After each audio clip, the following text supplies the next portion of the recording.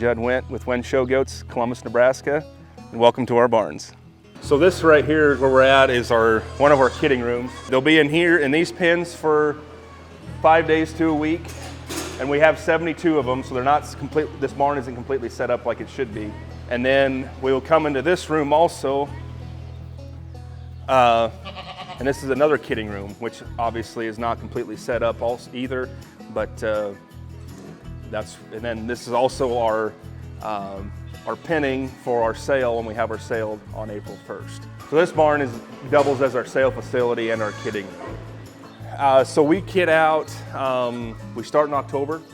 We'll start in October to early November, and then we take about a month off, and we'll start up about the 20th of December and go till the end of February. Now those October and November babies, a lot of those will go to California, some will stay in the Midwest, and then we also have a doe kid sale, usually the first part of February. So from in here, in these 5x7 pens, they'll come out into this barn, and these are 20 by 60 pens, and we'll put them in groups of 20, mamas and babies. We'll put them into groups of 20, and they'll be in here until they're about a month old.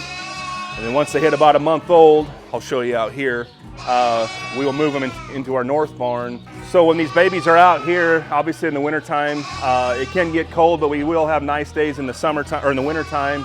We have 100-foot runs out here. When we built this facility, we tried to make it as simple as possible for one guy to do all the chores if he absolutely has to. We made these bunks they're homemade, fence line feed bunks. We can feed from the outside, both grain and alfalfa. Typically we use square bales. We're getting towards the end of the season where we don't have any more square bales, but that's normally what we use is third cutting and fourth cutting alfalfa while the does are lactating.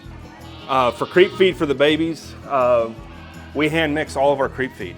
We use, and I'm going to give a shout out to ADM, but we use all ADM feed, and we hand mix all of our creep feed every morning and night. We clean the creep feed pens out twice a day. Those babies have fresh feed, fresh water twice a day, just to try to keep them in the best condition we possibly can.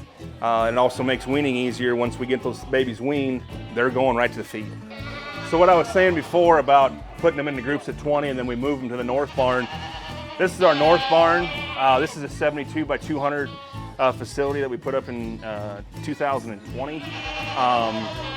So these pens are a little bigger. There's 5 pens out here, and the groups of 20, as they're coming through the kidding cycle, they'll come out here once they're about a month old, and we'll put them into groups of 40. And those babies and moms will be together in this pen until they're weaned. So when we're walking through here, we'll see mamas and babies out here. And then in this next pen, these are our replacement doe kids out here. This pen here is our late October, early November borns. This next pen up here on my right, these are December, January, and early February babies, doe kids. But we sell all the time. We have people calling for doe kids on a daily basis. So a lot of people ask how we got started in the goat business. We started with 2, and then obviously we worked up to about 1,000 females now. And a lot of people ask, well, how did you get to that point? Number 1, work hard. Work hard and work. Make good breeding decisions. Ask lots of questions. I know a lot of people are always worried about bugging us or bugging somebody. No, we're in this business to help kids, help people, help families. But to get started, just start somewhere. You don't have to start with nothing fancy. We didn't. We started with a couple old hog barns and worked our way up to the facilities we have today. It takes time. You're not going to be number one right away. I'm not saying we're number 1. It's not going to be an overnight deal. It takes a lot of work and a lot of time. But just be persistent, work hard, find a good breeder and stick with that breeder, and just try to have some fun with it too. We're the Went family, and thank you for visiting our barns.